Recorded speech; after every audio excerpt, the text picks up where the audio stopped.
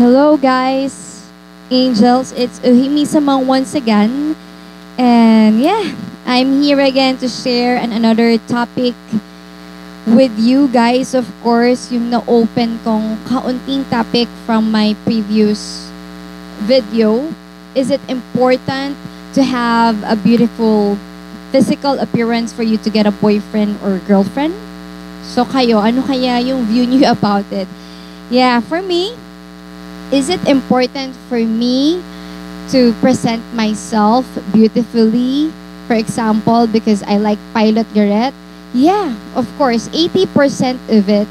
Kasi kung yung gusto mo gwapo, like for example, Pilot Garrett, if you guys can search him on the YouTube, of course, for me, in my eyes, Pilot Garrett is handsome and he's an almost perfect man.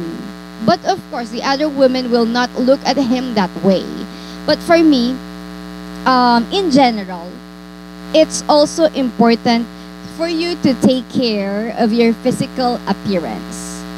For you to get someone, right? Siyempre parang magkakaroon ka ng effort to impress the woman or the man that you want to have. Of course, paano mo mapapasagot yung girl na yon? Paano mo makukuha yung guy na to? So, of course, the first thing that we can notice is our physical appearance, right? Even in a crowd, for example, diba? I have a wimblow, guys. So, it's just really weird if you have a wimblow. Minsan, madami kang thoughts inside your head and suddenly it's, blah, nawala ka na. And then you can't just say na, oh my God, I have a wimblow. And it's like you feel dizzy and nawawala na yung mga thoughts mo. So, let's just drink an iced coffee for a few seconds.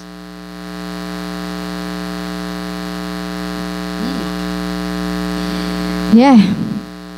I love iced coffee so much, but right now I'm using a Nescafe latte. So, this is not sponsored. So, I just got it from my buddy Ellie. Thank you so much, my friend Ellie, for being my backup. And I hope we can keep the friendship until we can really get the progress that we want on our friendship, right? So it's really good to have friends in your life, and it's just really saddened me right now that I can't see my old friends and I don't know what's happening and where are they right now, but I'm hoping that they are all okay. So let's go back to my topic. Is it important to have a perfect physical aspect if you want to find someone? Or if you want to get a boyfriend or a girlfriend? Yes. Because for me, when someone wants me and nagpagwapo siya, of course, he wants your attention eh. Nagbigay siya ng effort. And for me, like for example, I really do like Pilot Garrett. Super crush ko siya. Aside sa mga marami pang gwapong YouTubers, like I just wanna say hi. Siguro nga, I'm not really sure if you are my village mate here, Cedric Lorenzen, a chef, on a YouTuber, one of the chefs na sumisikat sa YouTuber. And Cody Chow. Cody Chow is a shorty guy. Shorty guy na kain siya ng kain. And I think I'm craving. Lahat ng mga kinakain niya gusto kong kainan, but I'm on a diet. But my super crush talaga, it's really Pilot Garrett. Yeah, but they all have beautiful faces. Parang wala kang itatapon if it's about the face. It's about if we're just talking or if we're just rating about the face, they're all one. There are a lot of beautiful men in the world, pero syempre meron ka lang mas ginugusto ka. Not for any particular na mas maganda sa ganito or is mas gwapo. Yun nga yung tinatawag na love. So I just really want to clarify, guys. I am really sharing this. Is it really important? Is it important for you to have a beautiful aspect, for you to get someone that you like, or for you to be able to get a boyfriend or girlfriend? Yes, because if you beautify yourself, like for example, dieting, fixing your skin, it's one way for you to show that you really like the person, that you want him or her to appreciate you. So, nag-e-effort ka eh. And another thing din naman, it's not only for that, it's for your own self-esteem. Self-esteem, guts, and emotional stability to avoid meltdown. Diba? Sabi nga nila, naku, nag-meltdown na yung mascara mo. Relax ka pa ba? And I hope you guys get what I mean about that. So, yun. So, I just don't want to melt down as much as possible.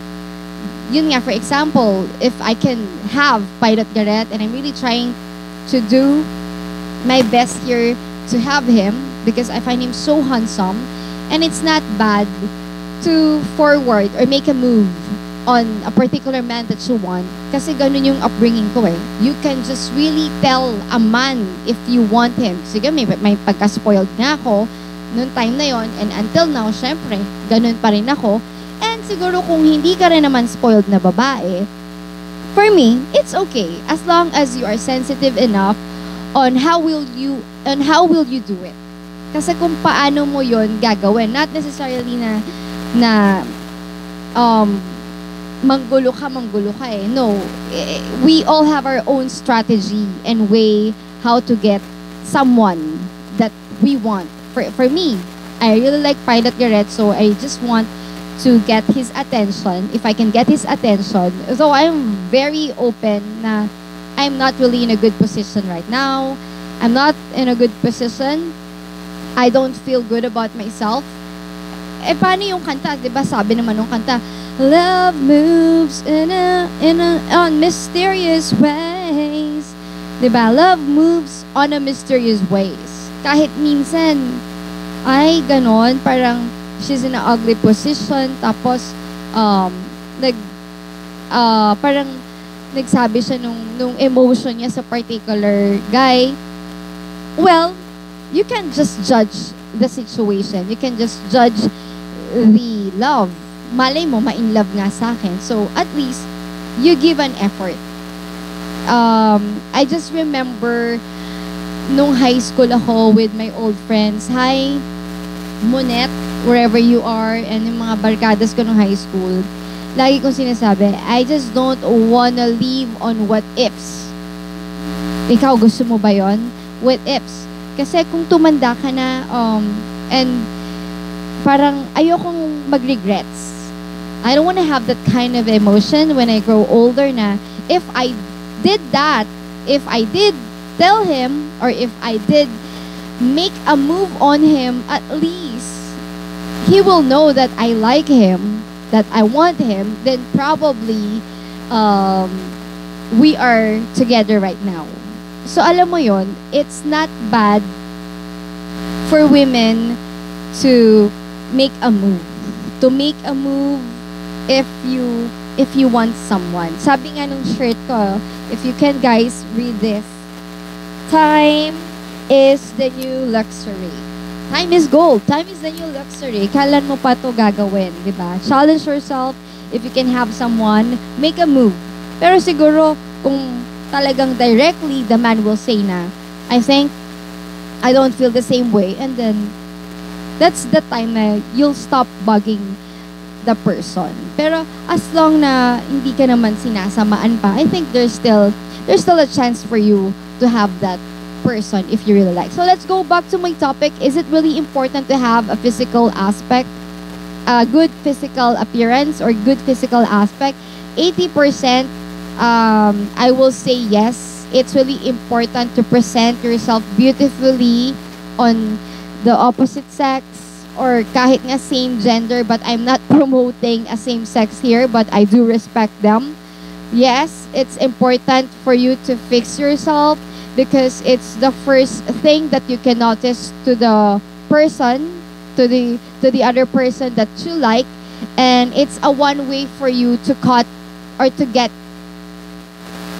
his attention. So it's a one way for you to be impressive. Of course, if you want someone, it's an etiquette kasi na gusto mong maging impressive, gusto mong magandahan sa'yo yung kinukuha mong guy, of course, you have to give or show some effort. Most especially, in my case, like for example, I like Pilot Garrett.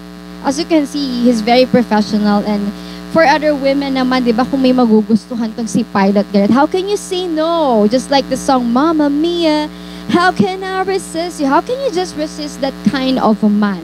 Uy, hindi naman ako binayaran ni Pilot Garrett for this, but it's just really funny nga. Ayoko lang isipin ng iba na baka bayad to ni Pilot Garrett na ma-advertise. No.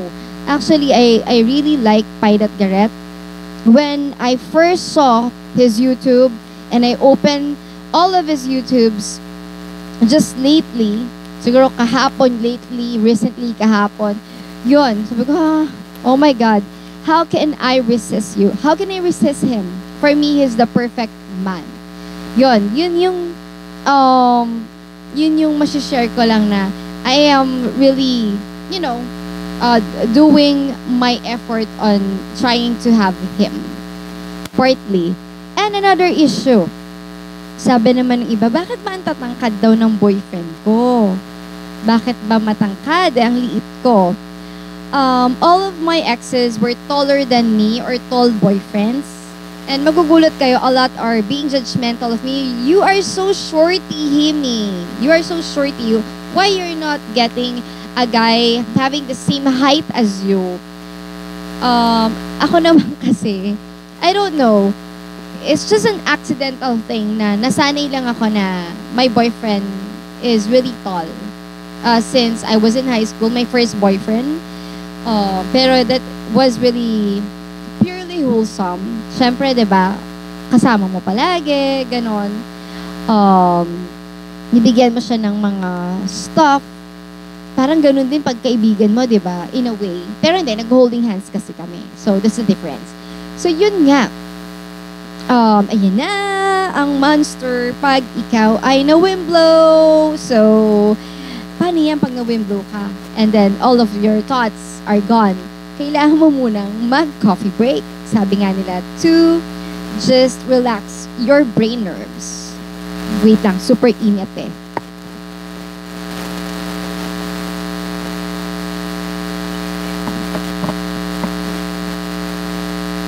So, yeah. Let's go back to the topic. So, yun nga. You should give some effort if you like someone physically, but that's not the entire percentage of your relationship. Partly, the next is the personality. Of course, you will try to know the person better if you are compatible. If you have the same view about life, if you are looking the future together eh. So yun. Yung physical aspect kasi it's just, people will say it's just easy, you can just fix someone, but the thing is if you're compatible or not. But my topic is it important for you to have a beautiful or perfect physical appearance for you to get someone? Syempre naman, yes. Who will say no to a beautiful man? Who will say no to a beautiful woman? Wala, di ba? But the next step is the personality. Kasi yung question is it important for you to have a beautiful, perfect appearance? That's the first thing that you can notice. So, don't be judgmental on my issue right now. So, bakit nga tumangkad yung boyfriend ko? My first boyfriend during high school, his mother is a shorty girl like me. So, that's the reason why he wanted a shorty girlfriend. And then the next naman, shorty woman din yung mother niya, and sister niya is, I think, the same height as me.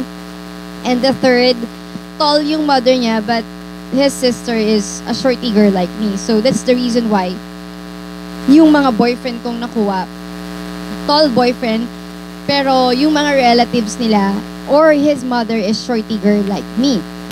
So yun, hanggang sa nakasanayan ko na siya, or I'll get used to that na I feel that I'm being protected if I'm with a taller man or a tall guy. Pero ayoko rin ng sobrang tall. Pero like what is said, love moves in mysterious ways. So, yan, I just don't want people being judgmental on me because I am not that tall, and I really just want to end up with someone tall. It's because we all have our own dreams in the future. Gusto ko kasing magkaroon ng tall child if ever, but that's not yet a priority.